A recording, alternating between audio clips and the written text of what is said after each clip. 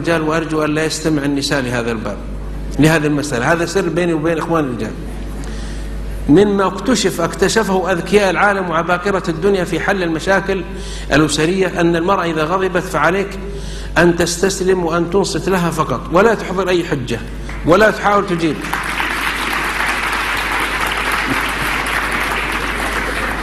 هذه أنا كتبتها مقالة في الشرق الأوسط اسمها وصفة سحرية للحياة الزوجية. يقول أحد العقلاء والحكماء: فتأتي فتنصت لها فتستمع فيها، تقول اتركها ساعة أو أكثر. حتى الدكتور طارق له مرة كلمة في الحوار سمعته يقول: ينبغي إذا حاول رجل زوجته أن يغلق التلفزيون أو أي نشاط آخر، وأن ينتبه له وتنتبه له. وأنا أزيد على ذلك أن لا يحاول لا يرد أبدا ولا يجيب أبدا ولا يأتي بحجة، وإنما يقول: أصبت وصدقت فيما قلت وأتوب إلى الله وأستغفره.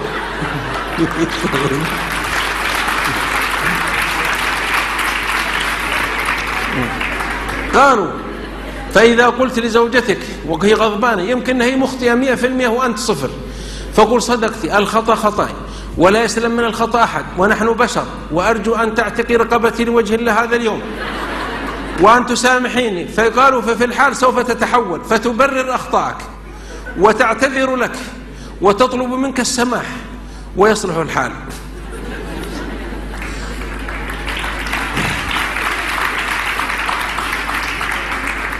أنا لا أقول أن هذا يعني قضية استغفال لأي طرف من الأطراف، لكن قضية أنه أنا شيخ من مشايخ الأزهر لا زال حيا، قرأت له مقابلة في صحيفة، قال: كيف أنت وزوجتك؟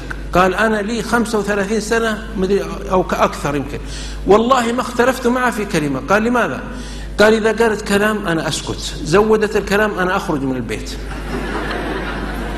والله ورجعت إلى ترجمة الإمام أحمد بن حنبل إمام أهل السنة والجماعة غفر الله له، دفن أم عبد الله وبكى على القبر، قال: والله مكثت معي أم عبد الله 40 سنة والله ما اختلفت معها في كلمة. لماذا؟ لما في أنك ترد على الرد. ولذلك يقول أبو الدرداء لزوجته كما في صيد الخاطر بجوز: إذا غضبت أنت سكت أنا، وإذا غضبت أنا فاسكتين. وإذا هذا حل يعني. أيضا أنتم لا صفقتوا ولا جلستوا. لا أنا لا أيد التصفيق ترى والله، بس إني قضية أنا أوقف لأني ما أدري برنامجكم فتورطوني فأسكت، فتصفقون بضعف، والمؤمن يصفق بقوة.